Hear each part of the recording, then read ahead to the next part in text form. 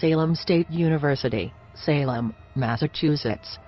The Bowditch Hall residence is reputed to be the campus' most haunted building, largely down to the mysterious activity that has allegedly taken place in room 222.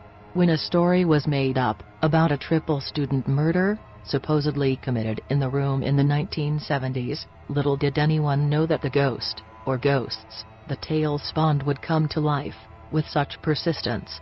If reports are to be believed, noisy banging sounds can be heard from within the walls of the space, yet strangely, despite their volume, they can't be detected outside. Perhaps more terrifying is the shaking of room 222's bed, a phenomenon that has apparently been violent enough to throw occupants onto the floor. So far, no one has been able to explain the animated spirit's motives.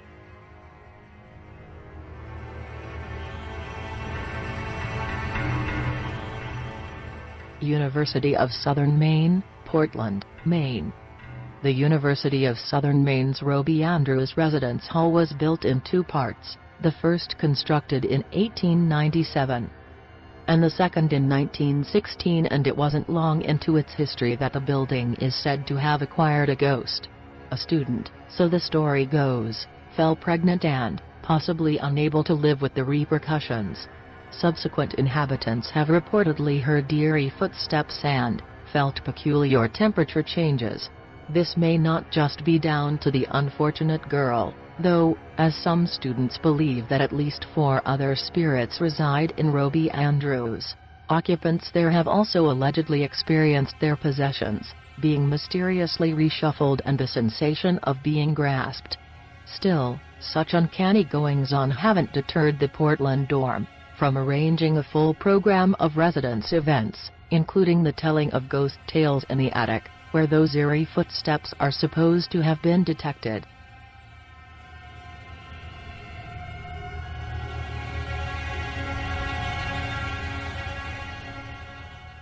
Kansas State University, Manhattan, Kansas.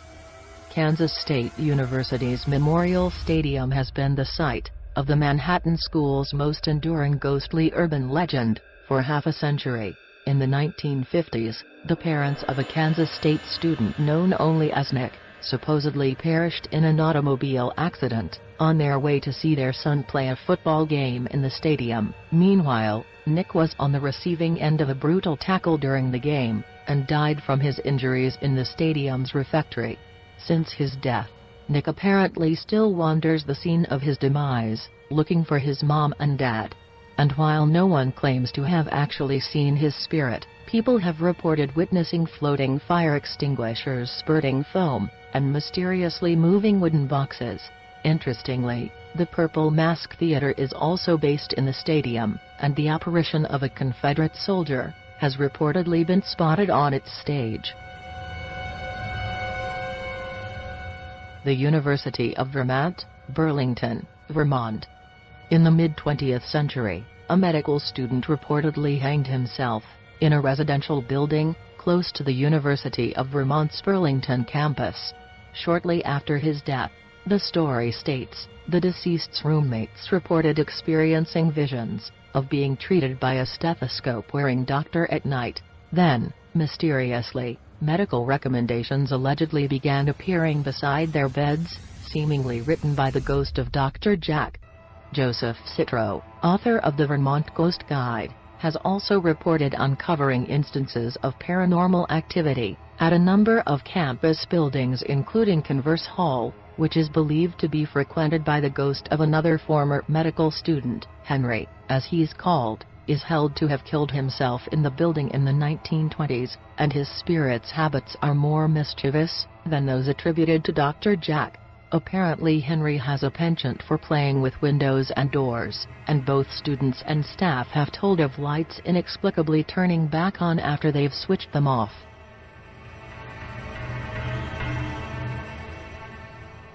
University of Tennessee, Knoxville. The McClung Museum of Natural History and Culture is located on the University of Tennessee System's Knoxville campus. Legend has it that the museum was constructed above a Native American cave, and that the previous inhabitants still wander its halls. Something altogether more terrifying, though, is said to occupy Hess Hall, built in 1962. The building was the scene of an apparent student suicide in the 1970s, and the deceased's tormented spirit can reportedly be heard shrieking even now. In 2010, one former student also described a vision he saw from his fraternity house in the late 1970s. "I looked out the window and saw an elderly lady walking down the street," Dr. Bill DeWeese explained to university publication Torchbearer. "Suddenly, this black bull comes charging up behind her and runs over the top of her. I called the packing house across the river, and was told no bovine had escaped." Iowa State University, Ames, Iowa. Originally constructed in 1927, Iowa State University's Frilly Hall is perhaps the Ames School's scariest building. Indeed, one of its rooms has been nicknamed as Satan's Legion. In 2014, student Sterling Deloach told the Des Moines Register that a former resident once committed suicide in the creepily named room, adding that anybody who has subsequently moved in either dies or goes missing. Apparently, the situation became so bad that the room was permanently closed, though this may actually have been for fire safety reasons. Elsewhere on campus, Gold Star Hall, which was opened in 1928, and honors the memory of more than 500 alumni killed in military conflicts since the onset of World War I, has its own spooky history.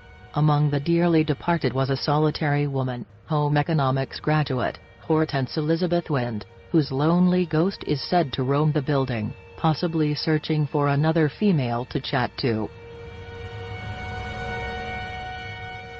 Miami University, Oxford, Ohio.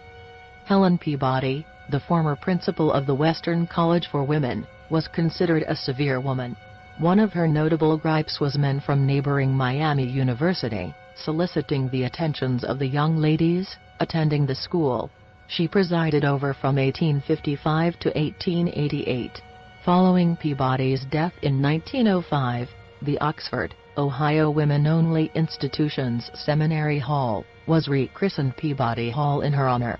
Quite what the woman herself would have made of the school, merging with Miami University in 1974, is anybody's guess, but the behavior of her purported ghost in the building, bearing her name, gives a reasonably clear indication. Some believe that the principal continues to protect Peabody Hall's women residents by haunting the men there. What's more, her portrait, which hangs in the building's foyer, apparently blinks when people guilty of acts she would have frowned upon walk it.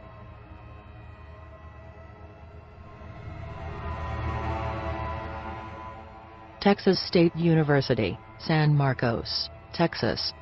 Ghost tours are offered to freshmen arriving at Texas State University, presumably to warn them about what to potentially expect during their time at the school's spooky San Marcos campus. One tale centers on formidable-looking Old Main, which was opened in 1903. Legend has it that a student plummeted from the Gothic building's third floor while renovation work was underway. Meanwhile, something more sinister is said to have taken place at Pi Kappa Alpha Fraternity House, where during an initiation ceremony a number of years ago, a group of new members were purportedly killed. When investigators from ghost hunting group Weird US paid the building a visit, prior to it succumbing to a fire in 2007, they described observing the words "help me" and "I'm sorry" scratched into kitchen worktops, not to mention vanishing bloody handprints on the walls. University of Notre Dame. In 2004, the Travel Channel's Haunted Campuses show rolled onto the University of Notre Dame's Indiana campus. The production team must surely have been hoping to catch a sighting of the ghost of George Gipp, a college football superstar who competed for Notre Dame from 1917 until his death in 1920. The Gipper, as he was affectionately dubbed, lost his fight with pneumonia at the age of just 25, and legend has it that he still relives his university days in spirit form by haunting Washington Hall, his old residence. Interest in Gipp's ghost hasn't gone away, either. Former chemical engineering undergraduate Bryce Chung set up the Notre Dame Ghost Tour, which attracted 100 eager ghost hunters for Halloween 2008. Chung himself claims to have had a chilling experience in the school's South Dining Hall, when a radio seemingly switched itself on of its own accord. "I wasn't going to stand around long enough to find out what that was," he explained after the eerie incident.